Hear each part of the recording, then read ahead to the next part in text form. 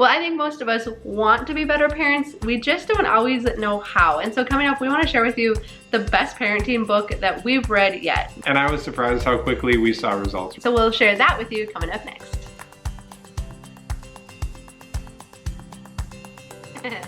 Hi, I'm Dawn from The Minimal Mom, and if we haven't met before, I'm married to... Hi, I'm Tom. We have 4 kids, ages 4 through 9. They're getting older on us. But we just enjoy sharing about our family's minimalist lifestyle.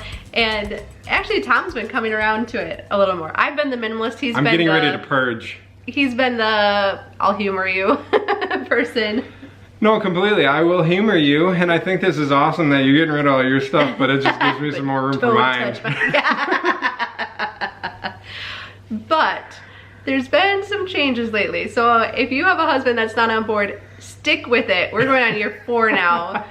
And I might be getting on board. Might be coming around. So we're going to share more about that coming up. But today we want to talk about parenting, and the book The 5 Love Languages for Kids was recommended by Darcy Isabella in one of her videos. And so we downloaded the book on Audible, and then we both listened to it. And let's start off by saying this. We've actually listened to, watched, read quite a few parenting books. And I think a lot of them, they seemed really good when we're reading it. It made a lot of sense. But when it actually came to applying the techniques that they were recommending, it was harder than what it sounded like in the book. And so none of these things actually stuck. I think that the reasons for constantly reading and listening to different books was that my parenting style is not as nice as Dawn's parenting style from our childhoods, essentially. But well, right. We just basically take what we learned from our parents, yeah. Good, bad, whatever, and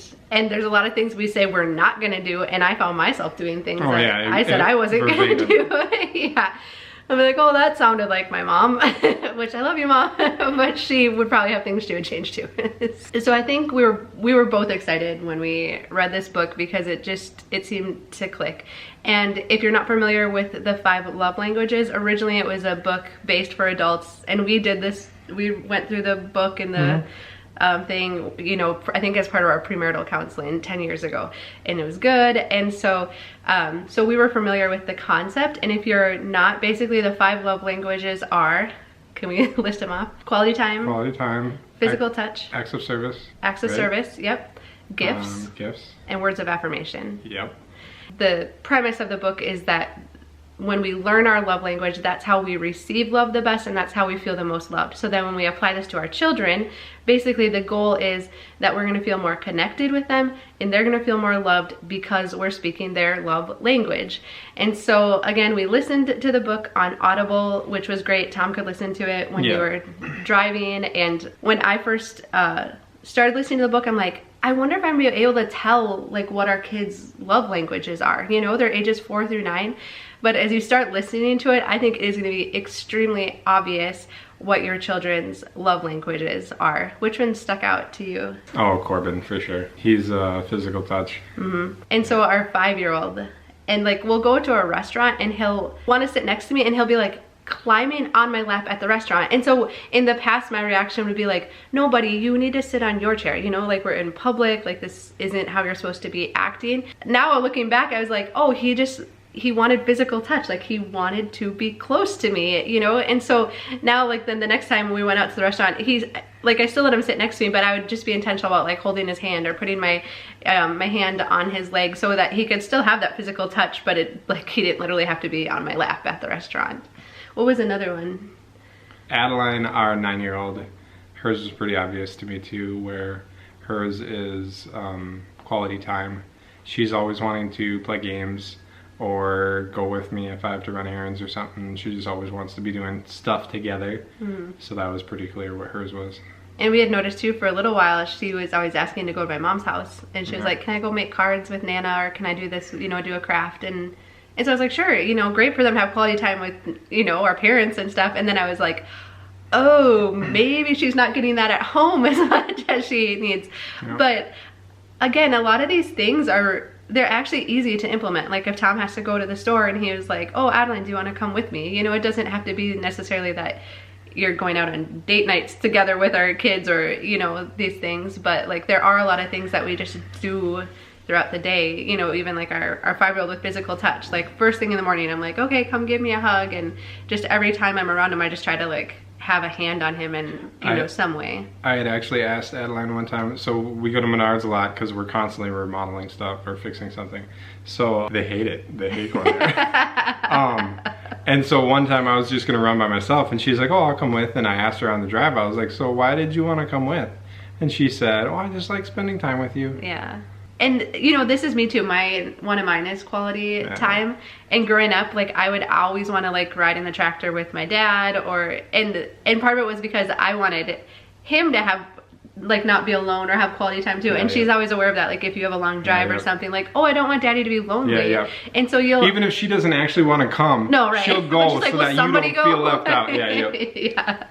And so you'll see them also, if you're trying to figure out what their languages are, is how they express it to other people and what they value. Right, because it's what we naturally do. Right. And so, and then with our 7-year-old, hers is, I knew it right away, it's words of affirmation. And this is the child who might actually like tell you what to say to them. Will like, you tell me that I'm cute? Will you tell me that I'm good at gymnastics? Like, or she'll be like, no, mama, you're supposed to say, oh, that dance move was really good, or wow, you're really flexible, or these different things. So like, if your child is telling you what to say to them, then that's a pretty good cue that they're words of affirmation. But I think that one can get kind of misconstrued because we're like, oh, well, we don't want to inflate their ego or... No, that's how I always saw it with Maggie especially. I always thought, okay, why is she just like... To me, it seemed like acting out to get attention. But in reality, I need to give her that attention so that she doesn't act out in other ways, other places. So. Yeah. And I think it's more like when we affirm these things, and we try to do like character things too, like, oh, that was really thoughtful, or that was really helpful, or you know, I know that was difficult, but you really pushed through it. And so it's not just like, oh, you're pretty, but that's important too. But like when we do these things and we build them up, then they don't need as much of it, or they don't need to be seeking it from other people. And so that's been, I think, really eye-opening to us, is like, we want to be the ones meeting those needs so that they don't have to look elsewhere to have those needs met. And so I think one other too is gifts. And so I learned about this firsthand because my twin sister is gifts. So a lot of the times these people like will be bringing you like little things, and she would always be like bringing me like just things, you know, like little gifts. And I'm like, that's nice. Gifts is my lowest. And so I'm like, doesn't really do anything for me. But then I was like, oh, she's a gifts person. So now I have to be really intentional about that. But I've noticed it with 2 of our kids too, Corbin and Adeline. But again, that can be one that can be misunderstood, because I did have someone ask, they're like, okay, I've noticed that my son is gifts. We're trying to live a simplified lifestyle. I can't just be like buying him things all the time. And it can be things like a note. It's basically something physical that makes that person feel that they've been thought of. So like our 5-year-old loves granola bars, so I can buy his favorite granola bar, or, you know, even things like he needed a new pair of shoes, and so I got him a new pair of shoes the other day, but like I presented it like a gift to him, and he thought it was just the greatest thing. No, and you, what was it, $1.80? $1.89. Yeah, at the thrift store. So I was very surprised how quickly we saw results. I want to say it was during the week. I listened to it while I drove to and from work. But that weekend we were intentional. Okay, hey, let's do our best to try and hit all of the kids' things just a little bit. And I would say day one, you see returns on it immediately. So that surprised me. I was surprised, like our 7-year-old, there was like, she put notes on the fridge that said, I love you, Mom, I love you, Dad, and then she had some by her desk too.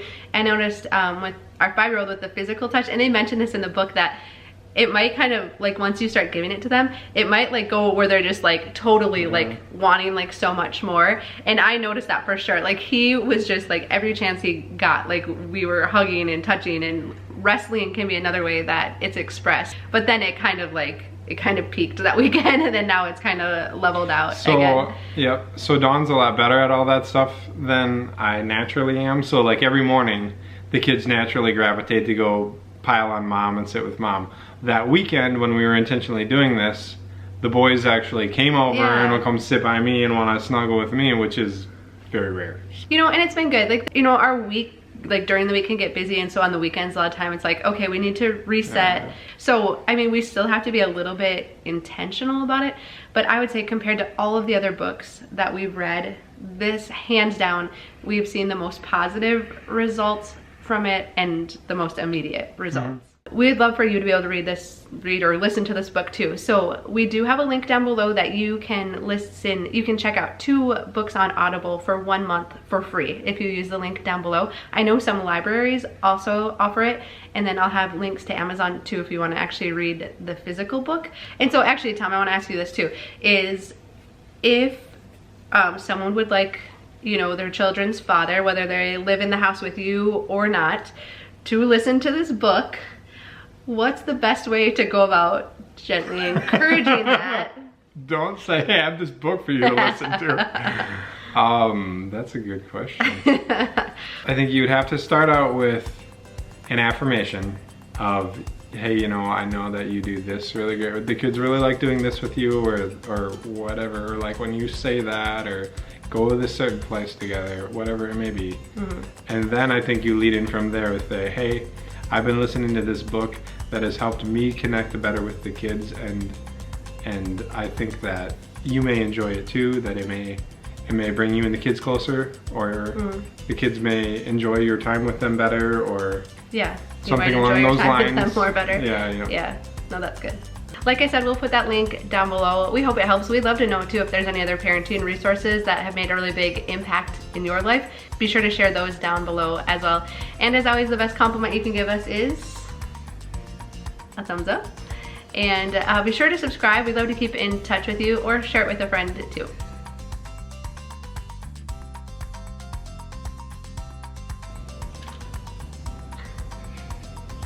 Make all your editing so much more fun.